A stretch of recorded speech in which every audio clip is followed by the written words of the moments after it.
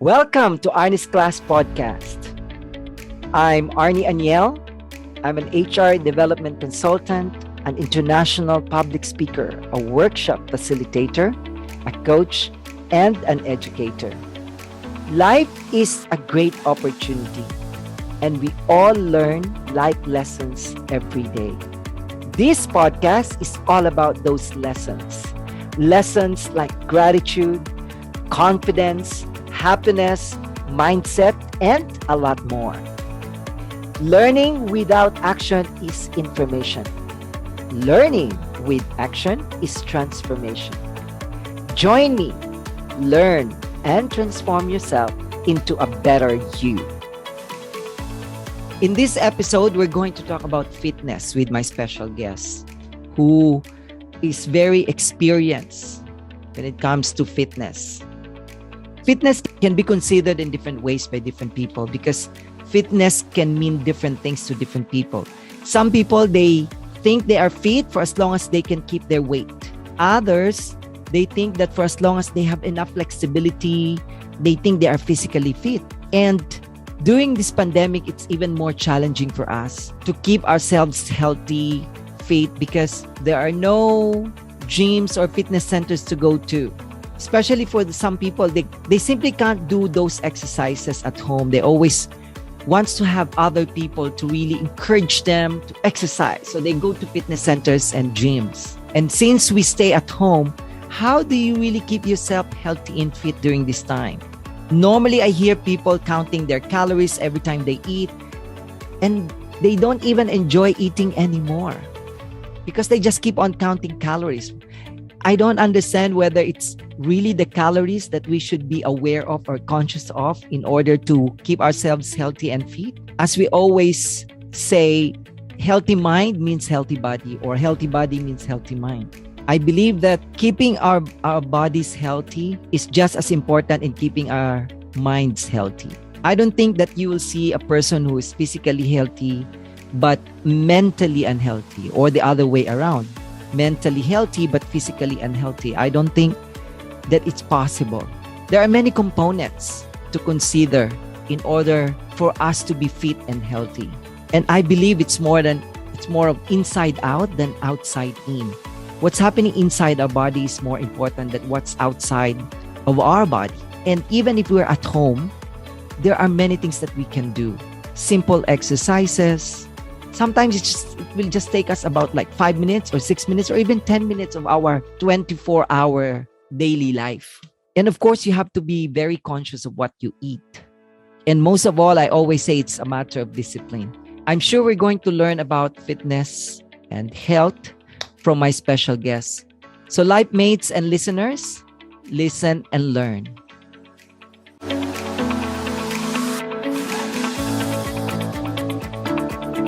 Welcome once again, and my special guest today is a fitness trainer for 25 or more than 25 years. Yeah. And he is an author of 2 books, with 1 book has a rating of 5-star on Amazon. He owns and operates Flash Fitness Results with his wife Rita in Bangkok, Thailand. And my guest has a program that really help thousands of people improve their health. And his clients include doctors, diplomats, lawyers, and executives around the world. So listen, enjoy. Please welcome Jeff Andora. Thank you very much, Arnie. Thank you. I appreciate that. Yes, thank you so much for saying yes to this, Jeff. I'm really excited. Pleasure. Definitely a pleasure. Thank you. Yes. Of course, with your experience, I'm going to ask a lot about fitness. So let's start, okay. Jeff. Right. Jeff, how do you define the word fitness? How would I define the word fitness? That's a pretty... it's going to be different maybe from person to person. Overall, I incorporate health into fitness. I think a lot of people view fitness as, do you have abs? Like how many Instagram photos do you have of yourself and things like that? No, for me and for the majority of my clients, fitness is your ability to stay in good health, do the things that you want to do, including things like longevity and just overall health. I mean, I'm talking metabolic health, muscular health. Yeah, just your ability to do what it is you want to do. It's fitness is a very vague term, which does incorporate a lot of different components to it. So you might ask one person, and they might think it's I want to be flexible, and then I'm fit. And other people, it's they think they're fit if they can lift a 200-pound dumbbell over their head. That's right. So it's going to be different for different people. But for the majority of my clients, you want to gear your training around their ideas of what fitness are, what their goals within that realm is. So it's going to mean something a little different to everybody. So fitness, it depends on how the people or the person define fitness for them. Is that right? It really does. It really does. I mean, fitness incorporates a lot of different things, so it is having a good degree of flexibility important? Yes. Is having a good degree of strength important? Yes. Metabolic health, could that be incorporated into the fitness world? Of course. Weightlifting, your cardiovascular health, everything from like your VO2 max, your circulatory system, and you can even kind of broaden that scope a little bit and include things like mental health and depression. I see. There's a lot that kind of goes into that, all the way down to your blood work, and what your cholesterol levels and triglyceride levels and HbA1c are showing. To me, it's a very vague term because I work with so many different clients that have different goals, and it's about what does it mean to each person, and improving that. You mentioned about, of course, you have your more than 25 years of experience in fitness, and then you have clients around the world. What is the most common problem, Jeff, among your clients, or the ones that you've met in your experience? Yeah. Right now, I mean, that's simple. It's metabolic health. And I'm talking about people want to lose weight. There's just a large percentage of the population now is overweight or obese. A lot of people are type 2 diabetic or borderline type 2 diabetic, called pre-diabetic. So I would say, I'm guessing 8 or 9 out of 10, it really is that high. Maybe 8 or 9 out of 10 of my clients right now are dealing with metabolic related issues like that. That's by far the most. Can you define or explain more about metabolic? What do you mean by that? Okay, well, in broad terms, metabolic syndrome type issues, obesity, hypertension, diabetes, fatty liver disease, just that broad range of metabolic syndrome. So it's a lot about that, but I would say like the key one that most people are focused on, most people when they go looking for a trainer, it's like, gosh, I need to lose 20 pounds, 30 pounds, 50 pounds, whatever that is, and so that's probably the one that sticks out the most. And we do a lot of work with diabetics at the hospitals out here and things like that.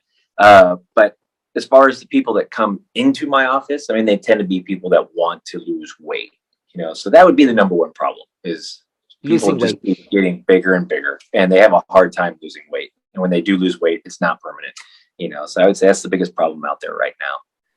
If losing weight is the number one problem out there, Jeff, how long does it take? Just in general or average, how long does it take for a person to lose weight? Well, let's reterm it a little bit. Let's say lose fat, okay? Because losing weight is actually part of the problem. A lot of people, they'll go to these weight loss centers, they'll go and lose weight, okay? But if you lose weight improperly, I mean, up to 40% of that weight lost will not come from fat. It can come from muscle tissue, okay? So, well, that's not what we want. If your mitochondria, where you burn food, where you burn fuel, where you burn calories is inside of your muscle tissue, every time you lose weight, you're making it harder on yourself, okay? And your body's viewing that as, oh man, I'm at that point where I don't have enough and I'm going to start eating my own tissues. Okay. Well, when we do that, it seems great at the time, but as we start to lose weight, your body has its own protective mechanisms that it puts into practice. Hunger hormones go up. Okay. Your basal metabolic rate goes down. Okay. So your body actually takes its metabolism, brings it this way. It takes its hunger, brings it up this way. And your body actually increases the number of receptor sites on certain fat cells that makes it easier to store fat later. So you're basically, by losing weight, creating a war with nature that's really hard for most people to win. You're not going to win it in the long run. Very few people do. You Oh, know, wow. so I'd like to re-term it into losing fat. That's the only acceptable thing you should be losing when you're trying to lose weight, if you want it to be a long-term endeavor. Okay, So it's proper to say losing fat than losing weight. yes, I prefer for people to say that. Yeah. So, How long does it normally take, Jeff, to, like, just you an know, average, as I said? yeah, that's always hard to say because it depends. We uh, we like to call them current settings. It depends on their current settings. If you have a 25-year-old guy's been an athlete his whole life, he's metabolically healthy, uh, and when he eats food, maybe half of it's being stored as fat, half of it's been stored up as glycogen. It's going to be easier for him, higher growth hormone levels than, let's say, Mrs. Jones, who's 60 years old, who eats the same food, but 90% of that ends up getting stored as fat. 10% goes into muscle glycogen. They're not producing the same amount of lipolytic fat burning hormones like growth hormone. It's going to take this, and especially if Mrs. Jones has been doing a lot of dieting up and down over time, it's going to take her longer than the 25-year-old former athlete, right? So because their bodies are in completely different current settings. So it's hard to give a round average for everybody. Sometimes it really is just about fixing the inside first. It's like, okay, if we want to lose weight first, we work from the inside out. We don't just, okay, it's not just, hey, jump on the scale every day and let's see what we got. We need to get Which is pretty people. normal with a lot of people. They just go on That's the what way. most people are They doing. just weigh every day, and look at that. Exactly. Whereas really what we need to do is start getting those cells and endocrine system to start functioning properly again. And then it starts to snowball after that. Like, so for example, I just had maybe a couple of years ago, I think it was husband and wife that came in. Okay. So they both wanted to lose fat. They were both overweight. That first month, the guy, okay, I don't remember how much over 10 pounds. I mean, he melted away right before your very eyes that he melted down. His wife actually gained a pound. She was losing some inches slowly, but she actually gained a little bit of weight. Now, she had a history of dieting up and down, low calories. She tried everything. Okay, but every time she does that, she's losing muscle tissue. So when she starts a weight training program, her body's like, oh, thank you. Okay, and she's putting back on that Okay. muscle. All right, so you can step on the scale and it'll say, in her case, she gained a little bit, but it's not telling you what's fat or what's muscle. So her clothes start fitting better. Okay, but she was really frustrated because on the scale, you had a net positive, No so change. uh, well, on the scale, but again, Yes. the scale is only telling you how hard the earth's pulling you into the ground. It doesn't tell you what's water, what's fat, what's muscle, what's intestines, what's what you ate for breakfast, so that first month was really frustrating for her because Ed was just dropping all this fat so quickly and weight so quickly even, whereas Christine did not, and actually went the opposite. But she was working on the inside, okay, getting her body to start functioning more properly. They both started with completely different current settings.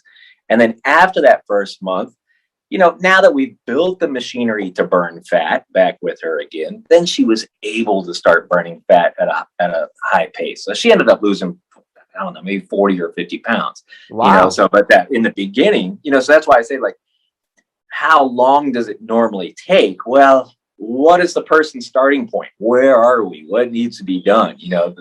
So how long it takes can differ greatly from person to person, so, but the most important thing is are we doing it right? And are we doing it in a way that's going to be sustainable for a long period of time? Because you can take anybody and you can, all right, I can get anybody to lose, 15 pounds in that first month, but is it sustainable? Absolutely not, so on some people, depending on a host of other factors. But with your experience, Jeff, what's the longest and what's the shortest with your clients? Like, for example, do you have experience it with a client that, like, within 2 months we saw the results, but the other one, it took us years?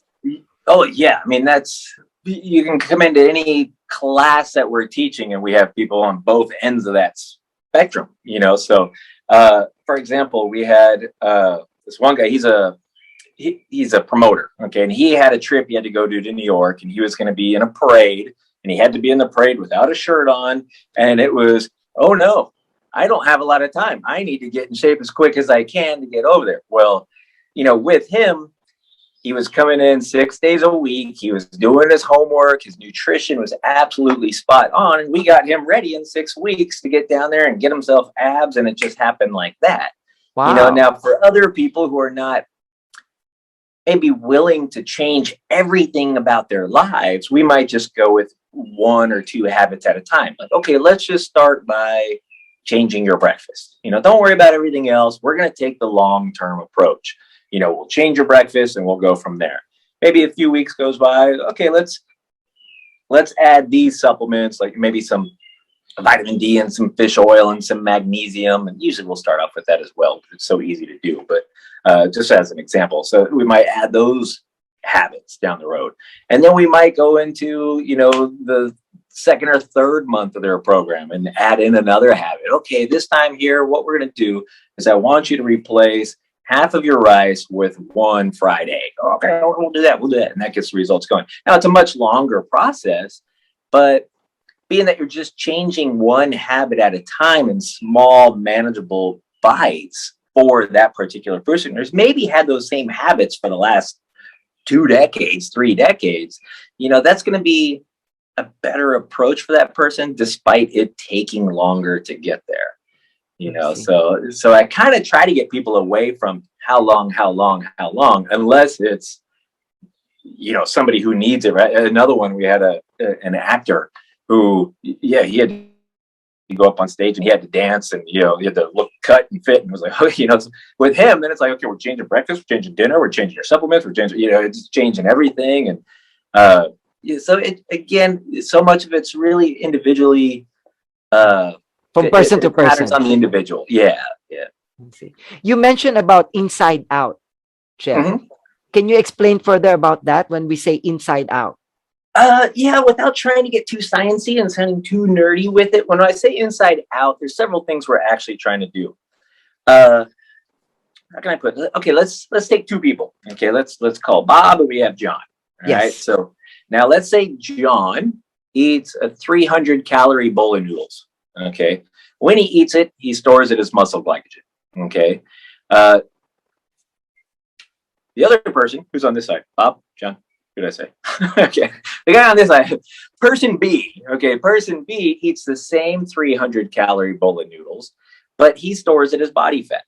All right. Now, it might not seem like a whole lot with that one meal, but 6 months goes by. If John is storing food as body fat each time, and Bob is storing more food every time as muscle glycogen, time's going to go by, and they're going to have very, very different physiques. So it's not the external that's causing that problem, right? Now, what's the difference between the two? It's insulin sensitivity could be part of it. It could be their ability to carry glycogen, to hold glycogen inside their muscles. Okay, so the average person will carry about 350 grams of glycogen inside their muscles. But when you train correctly, you can increase that. Like a professional sprinter can oftentimes have up to about 900 grams. So if you train yourself to hold body or hold muscle glycogen rather than body fat, you're actually changing yourself from the inside out. You're changing how your body functions. Okay. So, and then, so you're partitioning the nutrients that you're eating differently. And that's just a big, big part of it, And then from the inside out, let's say anytime insulin goes up, it blunts your ability to release fat from fat cells, okay, and blunts your ability to carry those released fats from fat cells to the muscle cells where they're going to get into the cell where they can be burned. Okay, insulin shuts that whole process down. Now, if let's take Bob and John again, they both have a banana. Well, if one person eats a banana and he spikes insulin this much, okay, well, it's going to take a long time for that insulin to maybe come down where he can actually start breaking down and using fats as his fuel again. Okay. I see. Whereas the other person can have that same banana. He might get a tiny little spike in insulin because he's a lot more insulin sensitive. Okay. And tiny little spike, his body, uses all the nutrients out of it. Insulin's back down within no time, and he can continue burning and using fat for fuel. So when I say working from the inside out, these are the types of issues that, just using proper training, proper nutrition, proper supplementation, you can fix these issues on the inside, and then you'll start seeing a difference on the outside as a result of it. But, it's about becoming more insulin sensitive. It's about teaching your body to store food as glycogen, not as body fat. And yeah, that's kind of the basics of it. Yeah. Jeff, every time we talk about lose weight, people will always, it's either they skip meals or the others, they will eat less. So correct. How would you explain this? Because I know, like skipping meals, I don't think it really works. I think this one you get sick instead of you losing weight. But I'm not sure, like, of course, when you eat less, I'm not sure what's the effect of that. I'm not the expert here. Okay. So if I will ask you which one really works here, or what maybe is there another one that you can recommend? Okay, now there's a lot of it depends that goes along with let's take those one at a time. Because there's the intermittent fasting style, you skip your meals. There's the eat less, okay, and then there's other ways of doing things, okay. So we kind of have three different things that we can kind of delve into a little bit. Let's start with the skipping meals, okay. Now, one of the things people are talking about everywhere. I mean, you can't turn on the internet without seeing people raving about how well intermittent fastings work for them. And like you said, you've seen people that have done it and they seem to actually get sick when they're doing it, that they're not thriving on it. They might be losing weight on it, but they're not necessarily thriving. And part of the it depends that goes along with this is it depends, again, on your current settings, and it depends on how you're doing it. So for a lot of people, here's an example. For a lot of people, let's say you're eating Cocoa Krispies every morning. Okay, that's your breakfast. Okay, or even if you're eating a very high glycemic rice, let's say like a joke, or like a rice fried rice. Yeah, so something that's spiking insulin right from the get-go. You wake up in the morning, your metabolism's going, all right, what's my environment giving me today? Am I burning fat for my fuel, or am I burning glucose for my fuel? And the first thing you do is Krispy Kremes or Cocoa Krispies or joke. All right, well, for that person, they start intermittent fasting, they're going to see amazing results. Now, is it because they're skipping meals, or is it because they're eliminating something that was causing problems to them? Correct. So it's whereas, let's say we take a very low glycemic food like eggs, okay, so which doesn't very, very minimally spikes insulin. Let's say you wake up in the morning and you have 2 eggs cooked in butter, okay, with some spinach on it, and maybe a few diced tomatoes. Okay, you're not going to have an insulin spike. It's just that's all you're going to get. A little bit, just a little bit. So you're achieving the same. Mostly, there's going to be. There's a lot of roads you could take right here. There's going to be some other people that would argue certain things, which you'd also have to start looking at that individually as well. But for the most part, you're eliminating that insulin spike. You're eliminating that starting off your day by filling up your glycogen stores and putting you into a glucose metabolic pathway. So you can still get great results by eating breakfast, but just changing exactly what it is that you're eating. Okay, so when it comes to the intermittent fasting, now when you say like people sometimes will look unhealthy when they do it, if people are going to do the intermittent fasting route, we do have clients that do intermittent fasting, and but we just make sure that they're doing it right. When they're doing it right, what I mean by that is most people are already nutritionally, and this will also be a little segue into part two, talking about eating less. But Yes. as it is right now, most people are deficient in nutrients. Okay, in many different nutrients. So if you're deficient in nutrients, okay, our metabolic rate comes down and our hunger hormones go up again, because your body doesn't care about calories. Your body cares about survival and building tissues and having the raw materials it needs to keep you alive and functioning every day. Okay, so when we have deficiencies in nutrients, okay, we are going to get sick. We are going to be not thriving. Okay, so now does skipping meals fix that? No, so when we do intermittent fasting, it becomes even more important that when we do have our meals, that you are eating nutrient dense foods that are going to satisfy your body's nutritional needs. Thank you so much. Oh. Now, part two, when we talk about eat less. Yes. Okay. Now, again, this is, it goes in different directions right here. Yeah, if we want to lose weight, I mean, it doesn't take a scientist to understand that, hey, we need to eat less. So we all know that if you want to lose weight, you have to eat less. Correct. You go to a doctor like, oh man, I'm 40 pounds overweight, and your doctor saying, oh, you're going to die early unless you start eating less. You need to start eating less and moving more. That's what they tell everybody. Yes. But they don't tell you how to do that. Okay, so when we eat less, it's kind of like the intermittent fasting in terms of if we're nutritionally deficient and then we start eating less, we become more nutritionally deficient. Okay. Secondly, again, those hunger hormones go up, our metabolic rate goes down. Okay, our fat cells start becoming hypersensitive and try to get ready for that next famine, and that's how it views it. That's how it behaves, like you're going through a famine. So your fat cells are going to get more efficient at holding body fat next time around. Okay, now, so if we want to tell somebody eat less, but we know that we need nutrition to avoid the negative consequences of eating less, which will lead to rebound or yo-yo up and down dieting, for life, which we want to avoid. Well, we need to start looking at what makes us hungry, what makes us not hungry. Okay, that's probably the first one. Oh, now, interesting. Yeah, well, look at it like this. If we went to, what time is it right now? I don't know. Let's say it's 2:00. Right? Yes. And we go to Starbucks and we have a Frappuccino and a muffin.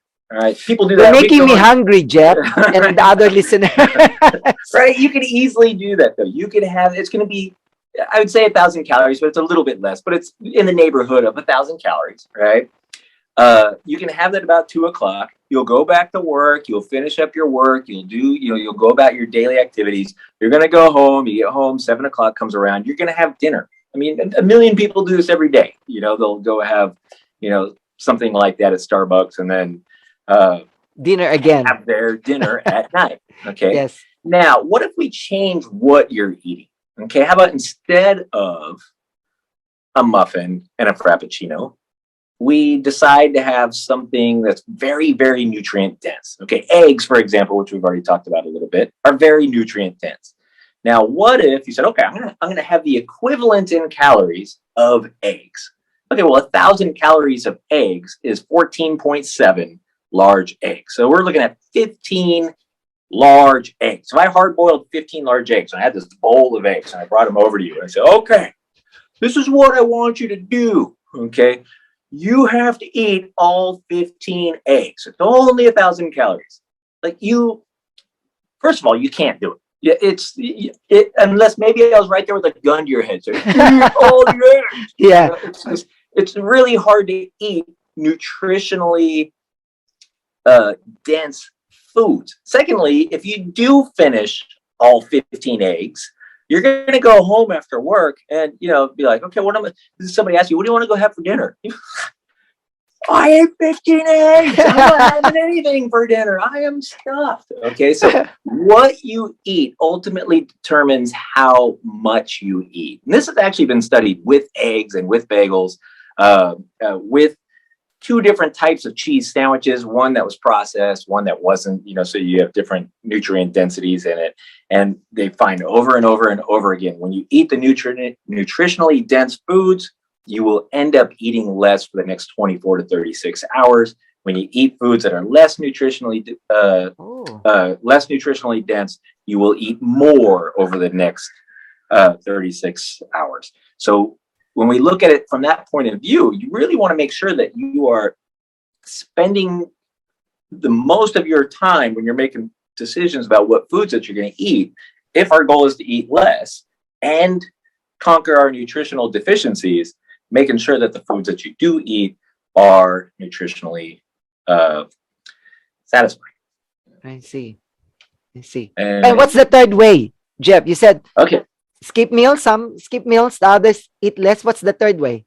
Okay. Now the third way, what I would suggest is kind of what we just talked about. It's getting rid of the I hate saying getting rid of, because that just scares people off, but limiting, setting them for certain days where you can have your processed foods and your comfort foods and things like that, but spending most of your time trying to fill that up with real food from the land. Okay, so not packaged, not boxed, not processed. The less of that you can get in, and the more real, nutritionally satisfying foods that you can get, the better off you're going to be. If you want to do intermittent fasting, go for it. But just make sure that when you eat, you're satisfying your body's nutritional demands. Okay, so if you want to eat less, fine also, but make sure that you're not eating less too much. Okay, again, we need to protect our metabolism. We need to keep ourselves from getting super hungry. And the foods that you do eat, make sure that it's still providing you all the nutrition your body needs. That's what your body's looking at. Am I getting my nutrition? Yes. Hunger goes down, metabolism stays up nice and high. Okay, no. There you go. Hunger goes up, metabolism starts to drop. And it really comes down. It's as simple as that. But it's becoming harder and harder to do in this day and age, where everything is cooked in vegetable oil. Everything seems to have sugar smashed over the top of it. It is getting tougher and tougher, and it does take now a conscious effort to do it. So, Jeff, another thing that I always hear with people is, like, for example, if they're dieting or they want to lose weight, is calories. They're always thinking about calories. I don't know. I don't understand why people are very conscious of counting calories, and some of them, they're still the same. Even if they're counting their calories, and they go crazy, they go nuts. Yes. Well, we don't count calories with our clients. I try, again, if you're eating the right foods, you don't need to count calories. Again, if you're eating the right foods, you will automatically eat less. We're the only species on this planet that counts calories. A lion doesn't, make a kill and start eating them. I'm way past my I need to cut back. Okay. Why? Because it's actually eating lion food. When a lion eats lion food, it doesn't need to count calories. It doesn't get diabetes and obesity and things like that. The only other animals that get diabetes and obesity are the ones living with us. It's pets.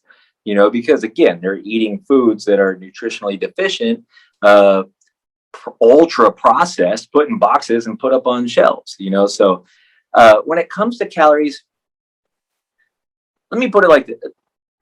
Draw a picture of a calorie for me. Oh, wow. All I can think of is number. Okay, all right. Because a calorie in itself doesn't exist. Okay, it's like a liter. Okay, a liter doesn't exist. I can have a liter of water, I can have a liter of Coca-Cola, I can have a liter of milk, but without something to be measured, the liter doesn't exist. A calorie is a unit of measurement. It measures heat, it measures energy. Okay, so our body does not know what a calorie is. We have no compartment in our body says, this is where I hold my calories. Okay, we have nutrition, which is broken up into So our body burns substrates. Okay. We can burn carbohydrates, glucose. We can burn fat, fatty acids. We can burn protein if we need to. We don't want to most of the time, but we can, amino acids. Okay. And we can burn ketones, okay, which your body's going to make itself when it's in a low carbohydrate, low glucose state. Okay. And it'll make them out of fats, and it can make it out of proteins as well. So what goes into the mitochondria, where we burn calories, okay, our mitochondria they're not taking up calories, okay, they're taking up substrates. And they use those substrates to produce ATP. I don't know if you remember the Krebs cycle and all that type of stuff, like in biology. How I wish. Okay, don't want to bring up all that, that high school biology stuff, but yeah, when we make energy, we're making ATP, right? So we're using these substrates to do it. And when we burn those substrates, it creates heat. Now, if you want to measure how much heat is being created, you can use calories in order to measure it. But in and of itself, a calorie doesn't matter. So the obsession with counting calories is, I still don't understand. It's weird. We should be a lot more obsessed with eating the right foods than we are counting calories, because the fate of a calorie inside your body can differ widely. They all have a different, I say they, but I'm not talking about calories. I'm talking about types of foods. Okay. Each type of food will have a different metabolic effect, a different hormonal effect, a different physiological effect on your body very, very differently. Think of your body more as a chemistry set than a adding, subtracting machine of calories, because it really is a lot more complicated than, a balanced thing. So it's, there's a lot of things involved. Yeah. So Jeff, if you're going to give 3 things, especially now that we're in a lockdown, no fitness center, of course, the others are doing it online. But if you can suggest or give advice, 3 things that people can do at home to keep themselves fit. I know it's different from one person to another, but any general idea that you can give to people, like 3 ideas. First things first, I would say train your legs. Okay, when you train your legs, that's where the most glycogen is stored. That's where the biggest bang for your buck comes from. So don't worry about, oh man, I'm missing my workouts. Keep it short, keep it simple. Train your legs. Okay, so you know what? There's this great protocol from Azusa Pacific University in Northern California. And what they did is they did this research. The workout itself is 6 minutes long, and it's mostly training legs. 6 minutes. 6 minutes. That's all it is. There's body weight squats. I'll send it to you, and anybody who wants it, they can get it from you somehow. You put it up. Thanks. Thank you in advance, Jeff. Yes, I'll share it to everyone. What the researchers there showed is that just by doing this 6 minutes of mostly leg workout with no equipment, it's just done with body weight, that the metabolism was raised for the next 36 hours. And it was, I forget the exact number, it was over 400 calories. Wow. So 36 hours, for the next 36 hours, your body was burning an extra, I want to say it was actually closer to 500 calories. Yeah, I'll give that to you as well, so you can kind of find that. And that's one thing. Okay, that's great. Okay, your metabolism's raised 400, 500 calories just from that 6 minute workout. That's already a great bang for your buck. But then the researchers also measured something else. They measured what's called a respiratory exchange ratio. What they wanted to find was, after you finish your workout, okay, what did they burn for those extra calories? Because you could burn calories, but it doesn't mean you're burning fat, right? You could burn glucose. We just talked about it. You burn glucose, you can burn fat.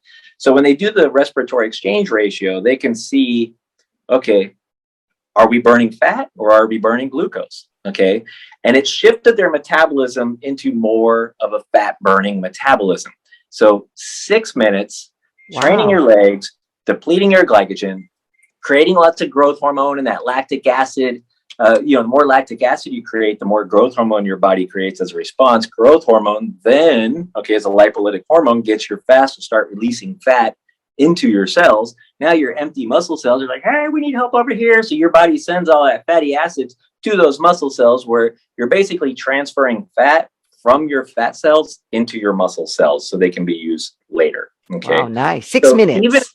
yeah, so if you just do that 6 minutes every other day and just kind of think of it as like, you know what I'm going to do? I'm going to spend the next 6 minutes taking some of the energy out of my fat cells and redepositing it over here into my muscle cells. Okay, that's already something that will help get you through a period like this. I mean, does it take the place of a proper training program, you know, done consistently over a long period of time with more equipment?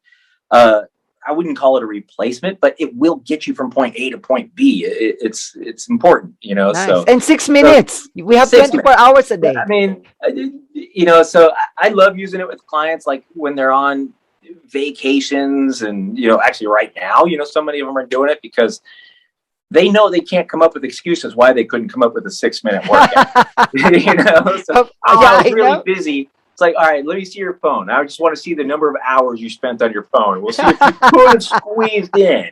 You know. Meanwhile, after they tell me about, like, oh man, did you see that new Netflix series? Yeah, I watched all 4 seasons in 2 days. And you can't do 6 minutes. Okay. Okay. You know, So that's the first one. So Steve. let's call that number 1. Yes. Okay. Number 2, I'm going to say change your breakfast. Eat eggs. Okay. Eggs are the human being traditional breakfast. Okay. Our ancestors, I mean, think about it. What if we were living in the past? Would you want to get up first thing in the morning and go hunt a mammoth for food? No. It's always been easy to get some eggs, and you could just keep them right there. How many eggs in a day, Jeff? Sorry.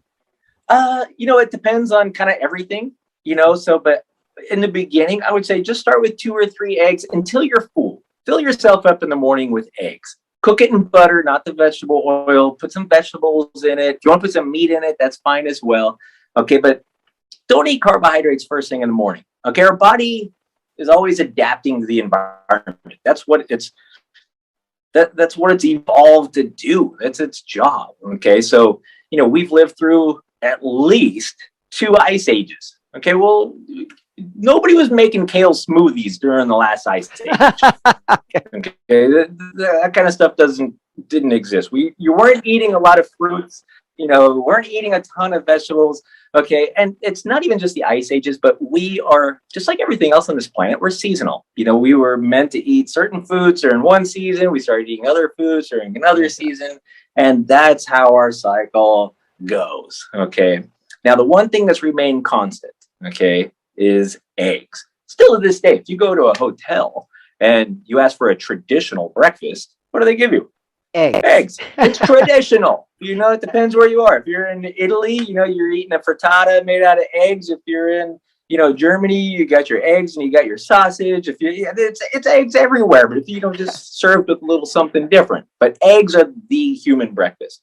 Now, so when our body's adapting to our environment, where I was kind of getting at with that is when we sleep at night, okay, your insulin levels drop, growth hormone levels skyrocket. Okay, again, and that what that does is it starts getting your body to use body fat as its fuel while you're sleeping. We're not burning a lot of calories. I mean, we're at rest, but we're using fat as our primary source of fuel during that time period. Okay, now when we wake up, okay, cortisol levels start to rise in the morning. Now you got that cortisol and growth hormone, like double whammy combo on your fat.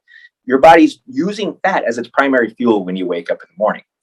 Now, if the first thing we do is shove our face with carbohydrates, okay, our body's saying, all right, this is what my environment's giving me today. I could save the fat for later. I don't need to use that. This is going to be my source of fuel for the day. Okay, there's lots of berries, lots of honey, lots of, you know, so your body starts adjusting its hormonal system and enzymes towards burning glucose and glycogen as its primary source of fuel. Okay, fat will save for a day when we really, really need it. That's what fat's for, you know. So if what we can do is, let's say you change your breakfast in the morning and you keep that insulin really low, and our body is in that fat burning metabolism all the way up until, let's say, noon when you have breakfast. And let's say you eat, you know, a rice or a sandwich or something, then the insulin goes up and your body switches over to glucose.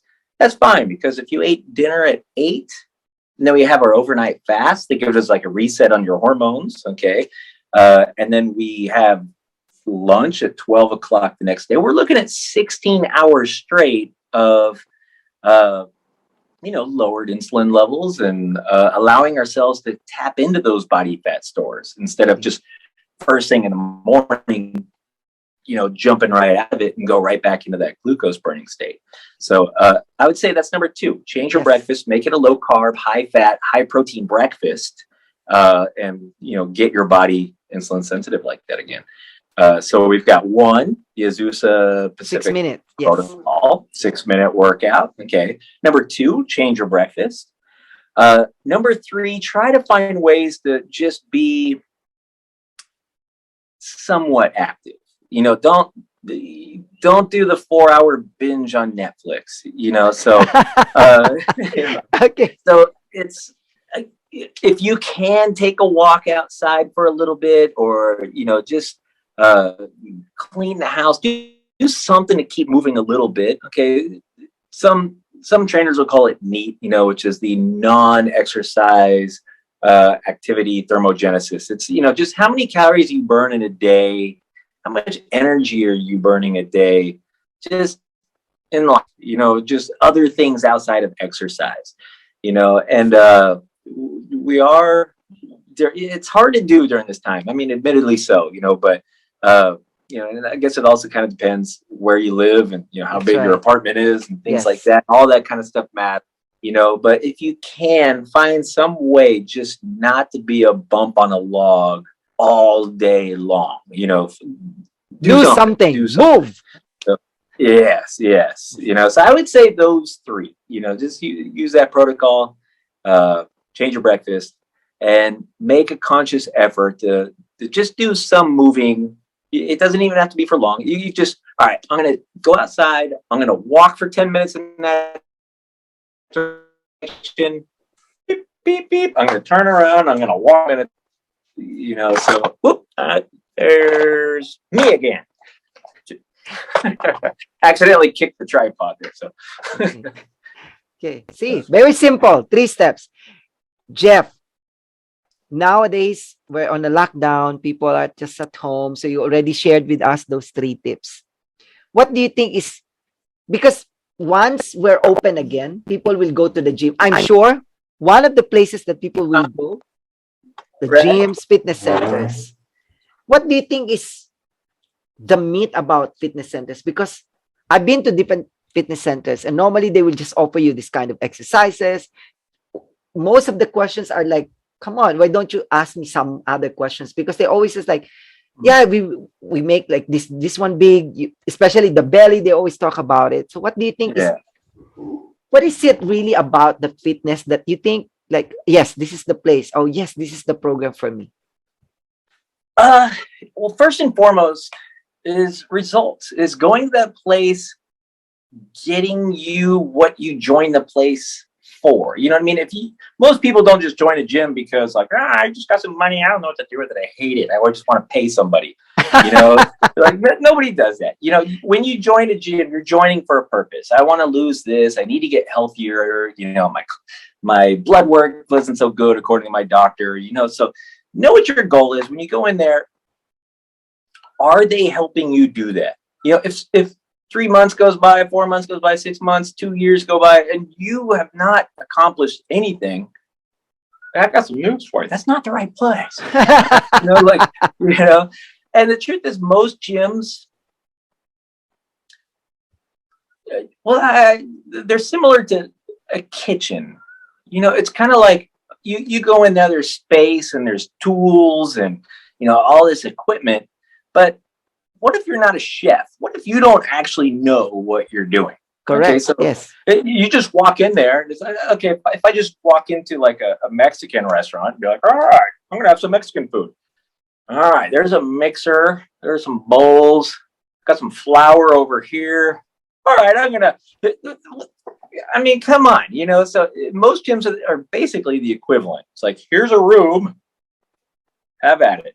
Well, it's like, well, where's the guidance there? Like, help me do what it is that I want to do. So when it comes to gyms, you can have 10 different gyms and you have 10 completely different business models, philosophies, sending their trainers to different certification things. Totally agree. It's hard to glump all gyms into the same category because they're all different. But the bottom line is, are you producing for your clients and your members? Yeah, are you producing? Period. Okay. Are you producing for the people that are there? Are they attaining what it is that they hope to attain? If they're not, you're failing, and you're going to lose those clients, I think. Yeah. So, did I answer the question? Oh, yes. Yes, of course. Jeff, you've been Okay. into fitness for more than 25 years with experiences, and your program's been used in the hospital, like Chulalongkorn Hospital, for people with diabetes. Uh-huh. Concerning health, what do you think is the greatest lesson you've learned that you can share to everyone? Or maybe something like a lesson that can be applied into all aspects of life. Okay, that's a good question. May require a little thought right there. Let's take a look. A lesson that I think probably sticks out is, before you dive into anything fitness related, just ideology, your political ideologies, whatever it is, before you do anything, learn, keep learning, and practice critical thinking. There's free courses online on how to practice critical thinking. There's textbooks you can buy. There's books you can buy. But it's amazing to me how few people have ever consciously set out to learn one of the techniques that could change their life the most. So when you learn critical, especially in this day and age when I think it's more important than ever, you got this guy over here saying, "Hey, it's cloudy outside," and this guy over here comes over like, "No, no, no, no, no, it's sunny outside." And this person over here, "No, man, it's raining outside and it's going to snow." Well, if you can't learn how to find answers for yourself, you're in a lot of trouble. Okay, so now when it comes to like the fitness side of things, hey, should you do intermittent fasting? Hey, should you do keto? No, you should eat 6 times a day. Eggs are bad for you. No, no, no, eggs are good for you. Bananas are bad because they have sugar. No, bananas are really good because it has potassium. Oh, you should work out one body part per time. No, you should train your full body at the whole time. You should do cardio before you do weight training. You should do weight training, build your strength, and then do your cardio. If you don't learn how to think critically and how to find answers for yourself, I would just hate to be you, because it is all going to be a very complicated world that you cannot navigate yourself through, so that would be, I think, the biggest lesson is, if, and I told this to, an intern recently here. I said, just take the time to just spend that time learning how to learn, learn the critical thinking, learn Socratic dialogue, learn to ask questions. When you ask those questions, ask questions about those questions. Make sure you're not using assumptions to answer any of those questions. Make sure that you're not kind of leaning in one direction. And it's hard to do. Even the most experienced person, in science will tell you it's really hard not to be biased towards whatever it is that you think the answer should be or is going to be, so but I can promise you, if people put in the time to really learn how to learn, don't learn facts. Okay. Facts are maybe a small part of it, but you have to go deeper than just those facts. And I'm not sure if I'm answering your question clearly, but I think you get the gist of what I'm trying to say. Yes, Jeff. It's critical thinking. Learn and learn and learn. Yes, and everything will get easier from that. Everything from fitness to life in general, I think. See, I want to make a follow-up on that, Jeff. Mm-hmm. So if we're going to make your life as a book, mm-hmm. what will be the title of the book? And what kind of book is this? Okay. Uh,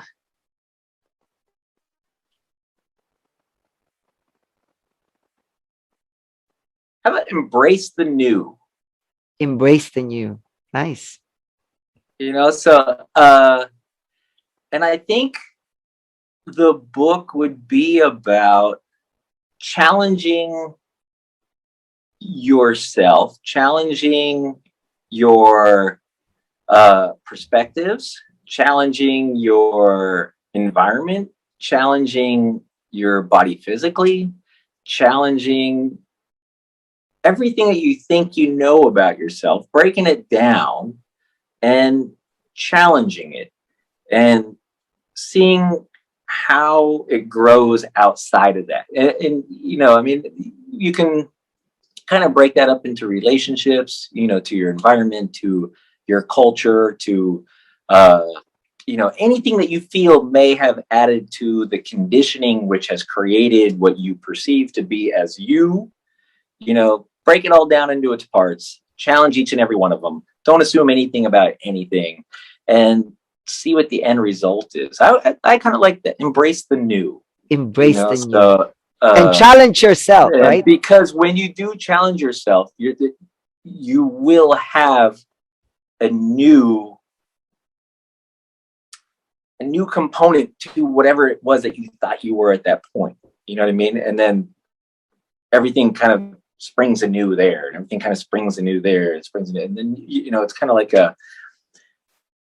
putting together a puzzle, and you kind of put this piece together over here, and you put this piece together over here, and you put this piece together over here. It's all spread out all over your table, and your wife's getting mad because there's a mess and there's nowhere to put the food. And but over time, you get these pieces and you put them all together, and then so you're kind of looking at clouds over here. You're looking at like baseball gloves over here. You look at, and then so you put it all together, and all of a sudden you got this giant picture of Snoopy and Charlie Brown and Peanuts and the gang playing baseball, on a nice cloudy day. I'm not making any sense right now, am I? But I think you're probably Jeff, you are. I think you just, because you're explaining it, you just want to make yourself clearer. And actually, with your answer, you made me think of asking another question that's related to that. Okay. So when did you find, not really, but when did you find your new you? It's always a new me.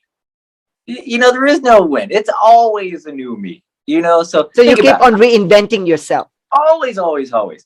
Look at it this way. When you were 20 years old, were you the same person you were when you were 13? Totally different. Right. Now, when you were 27, were you the same person that you were when you were 20? Totally different. When you were 40, were you the same person you were when you were 27? Totally different, Jeff. I'm telling you, you're living life the right way. Anybody who is the same as they're going along is completely doing everything wrong. So I think you're always looking for a new you, or at least you're always looking for the experiences and the challenges and just that the living that life that is always making a new you.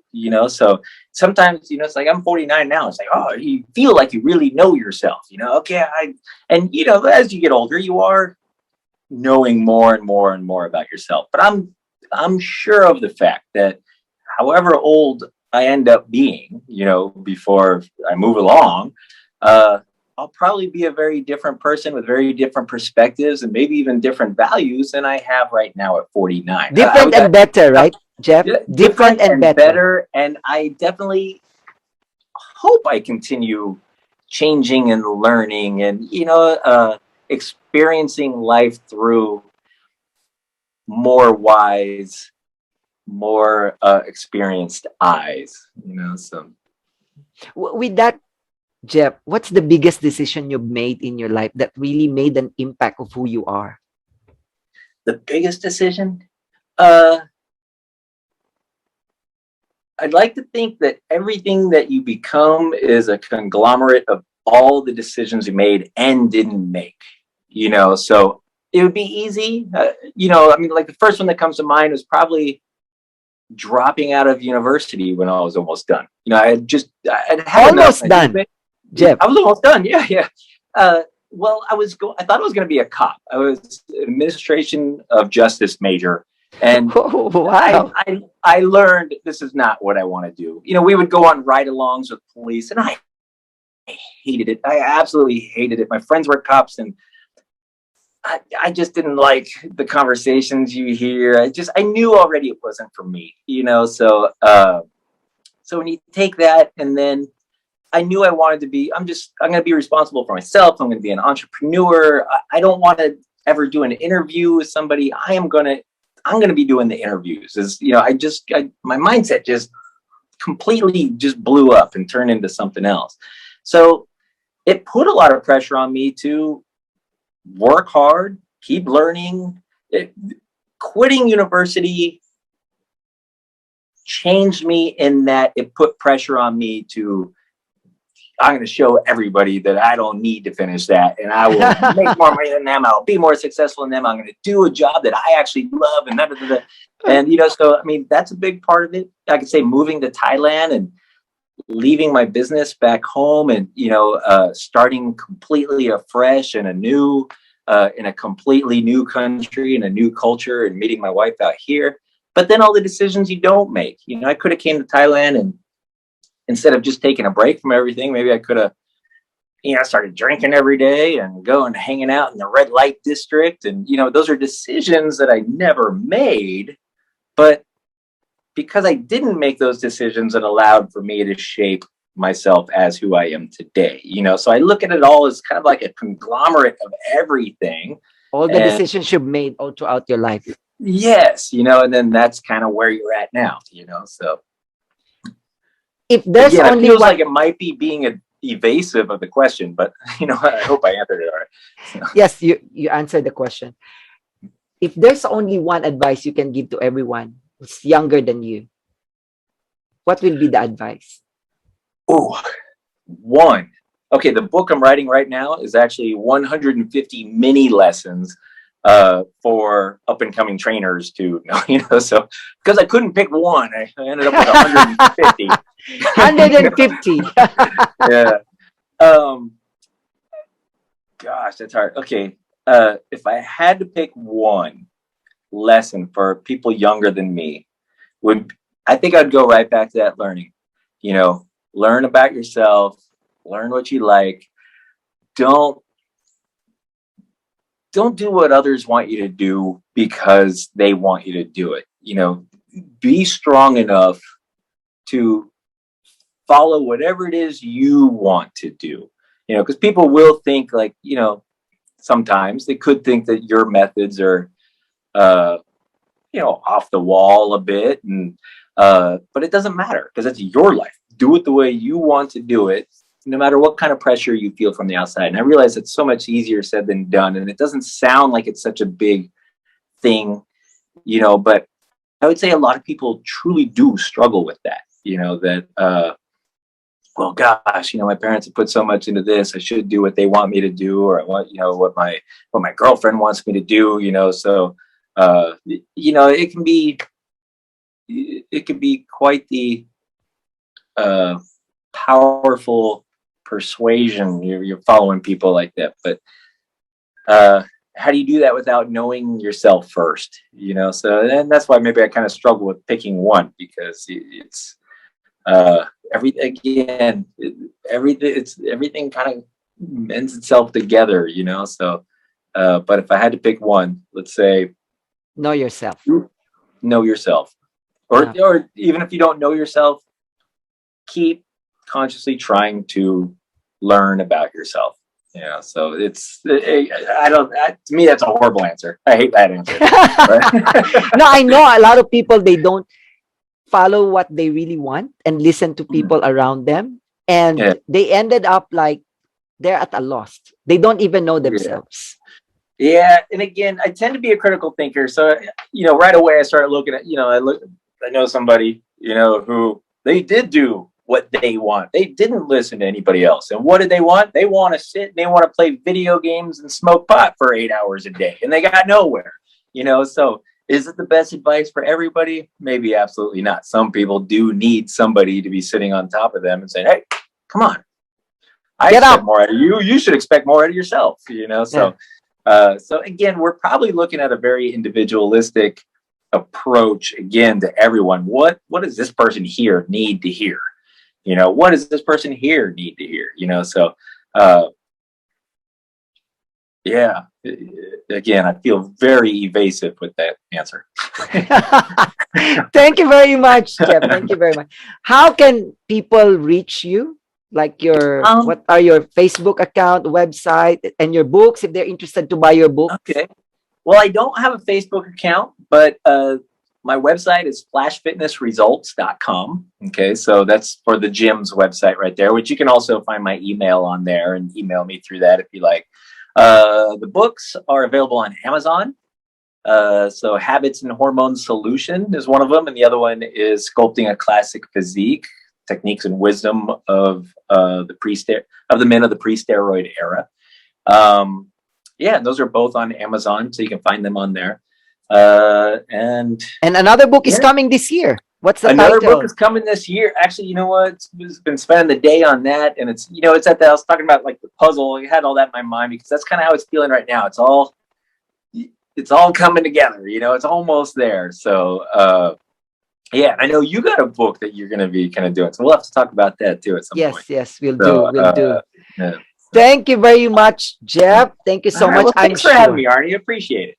Yeah, it's my pleasure. I'm sure a lot of listeners learn a lot from you in terms of fitness, and I'm sure those three simple things that they can do: 6-minute leg work, eat eggs for breakfast, and the last one is just move.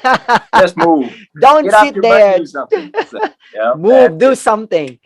Thank you very much, Jeff. And to everyone who listens, it's just been wonderful. Thank you so much for listening. And if you enjoyed this particular episode, please share with your family and friends and learn more.